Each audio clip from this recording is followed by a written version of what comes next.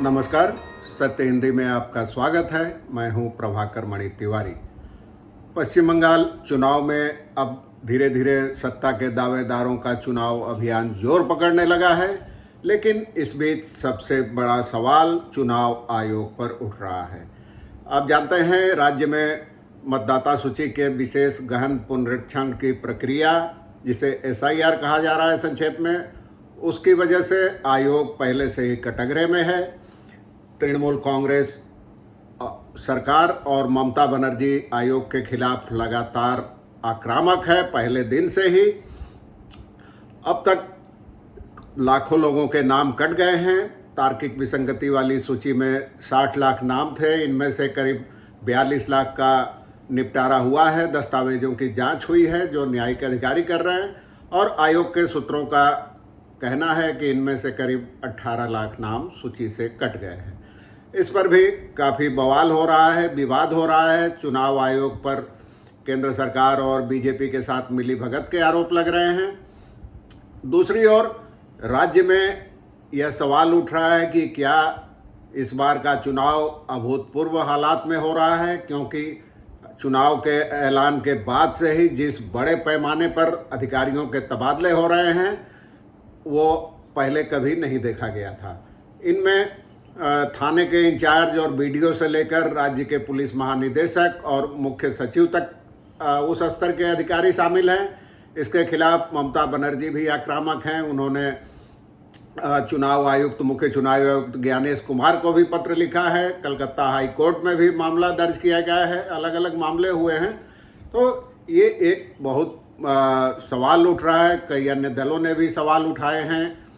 अब सबसे ताज़ा मामले में रविवार को आयोग ने कुल करीब 267 अधिकारियों का तबादला कर दिया। इनमें 170 थानों के इंचार्ज थे और उनके समेत कुल 184 पुलिस वाले थे। इसके अलावा 83 ब्लॉकों के BDO का भी तबादला किया गया। और इनमें आप जानते हैं जो दो सबसे अहम सीटें हैं, नंदीग्राम और भवानीपुर, उनके थानों के इंचार्ज भी इनमें शामिल हैं तबादलों वाली सूची में, हटाए जाने वाले सूची में।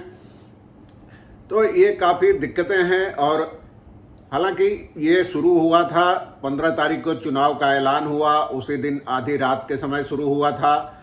और कई पुलिस अधिकारियों, मुख्य सचिव और पुलिस महानिदेशक, कोलकाता के पुलिस आयुक्त समेत चुनाव आयोग ने सबको हटा दिया था। लगातार कई दिनों तक तबादलों का ये सिलसिला जारी रहा। वहाँ उनकी जगह नए लोगों की नियुक्ति की गई। सिर्फ यहीं तक नहीं थी बात, आयोग ने साफ कहा कि जिन लोगों को हटाया जा रहा है उनको बंगाल में चुनाव से संबंधित किसी काम में नहीं लगाया जा सकता। हालांकि कई अन्य विवाद भी उठे। मिसाल के तौर पर मालदा जिले में एक ऐसे पुलिस अधिकारी को पर्यवेक्षक बनाया गया जिसकी पत्नी बिहार भाजपा की नेता थी। फिर भवानीपुर में एक ऐसे चुनाव अधिकारी की नियुक्ति की गई थी जिनको विपक्ष के नेता शुभेंदु अधिकारी का बेहद नज़दीकी माना जाता है। तृणमूल कांग्रेस ने बाकायदा इसकी लिखित शिकायत की थी आयोग के पास। उसके बाद उनको बदला गया है। जाहिर है कहीं ना कहीं कोई गड़बड़ी थी, आयोग ने तभी अपना फैसला पलटा। तो अब इस सक्रियता को लेकर लगातार तृणमूल कांग्रेस सवाल उठा रही है। मुख्यमंत्री ने भी काफ़ी असंतोष जताया है, इस पर नाराज़गी जताई है। मुख्य चुनाव आयुक्त को पत्र लिखकर भी उन्होंने कहा है कि राज्य सरकार के साथ बिना किसी सलाह मशविरा के प्रमुख पदों पर बैठे लोगों को हटा दिया गया। तो पहले क्या होता था, ममता के मुताबिक कि पहले किसी को हटाने के पहले 3 अधिकारियों के नामों की एक सूची मांगी जाती थी आयोग की ओर से और फिर उनमें से किसी एक की नियुक्ति की जाती थी। लेकिन इस बार आयोग ने पूरी तरह अपनी मर्जी से हटा दिया, दूसरे लोगों की नियुक्ति कर दी। तो इस पर बराबर ममता हमलावर हैं और अपने चुनाव प्रचार में भी वो इसे लगातार मुद्दा बना रही हैं कि आयोग बीजेपी के साथ मिलकर पश्चिम बंगाल के प्रशासन पर कब्जा कर लिया है आयोग ने और मनमाने तरीके से अधिकारियों को उलटफेर कर रही है। ताश के पत्तों की तरह उनको फेंटा जा रहा है। अब मिसाल के तौर पर कल यानी रविवार को 267 अधिकारियों को हटा दिया।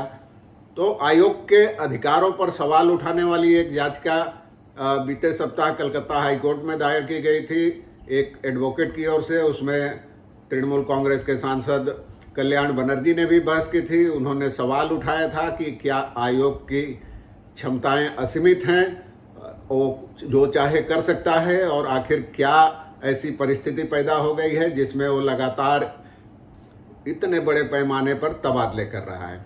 उस मामले की पहली सुनवाई हुई, दोनों पक्षों ने अपना अपना तर्क दिया। अब 1 अप्रैल को फिर सुनवाई होगी।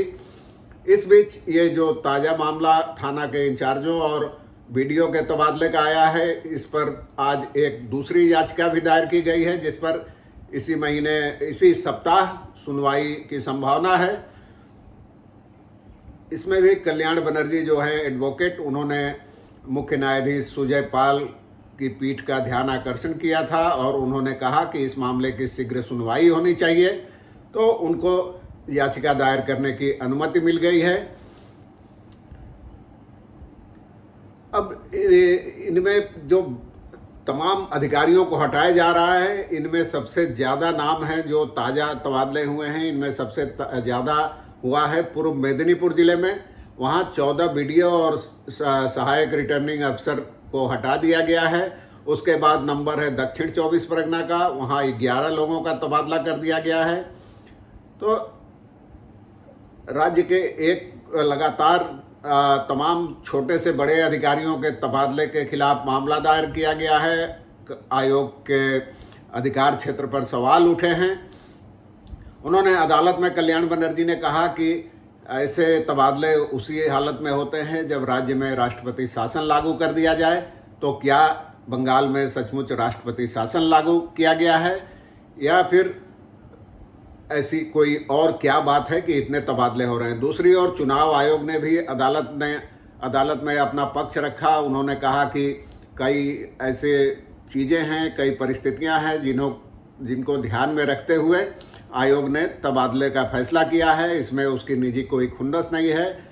उसका जो भी वो कदम उठा रही है, उसका एकमात्र मकसद राज्य में चुनाव शांतिपूर्ण, निष्पक्ष और मुक्त कराना है।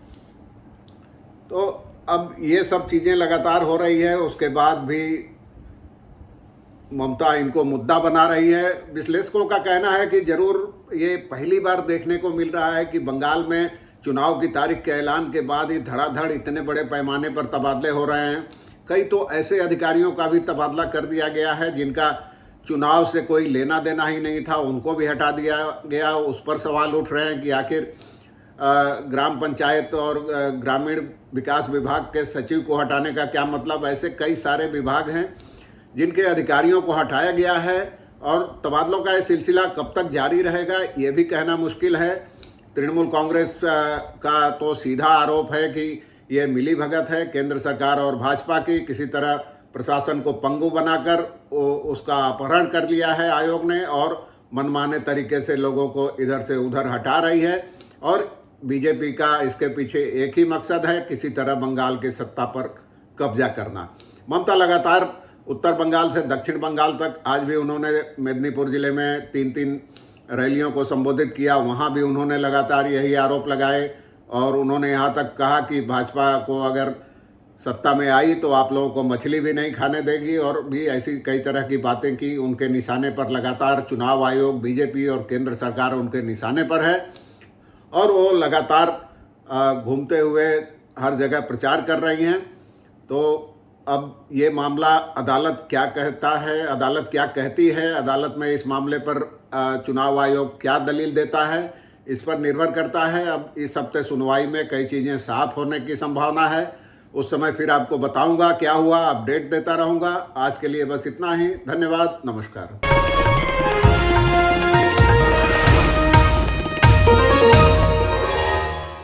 Copyright disclaimer under Section 107 of the Copyright Act 1976. Allowance is made for fair use for purposes such as criticism, comment, news reporting, scholarship, and research. Fair use is a use permitted by copyright statute that might otherwise be infringing.